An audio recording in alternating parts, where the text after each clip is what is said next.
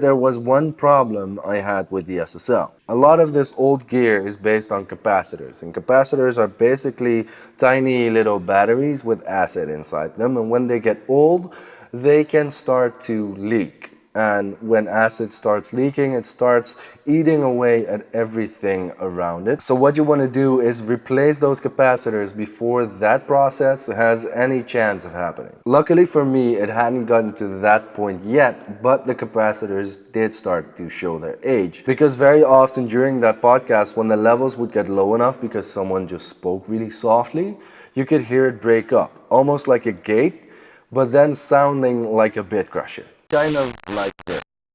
Yeah, not a great sound for a podcast. Besides that issue, it was a 40-channel mixing console set up for the 80s, 90s. Nowadays, I have a different workflow. So I had the brilliant idea of basically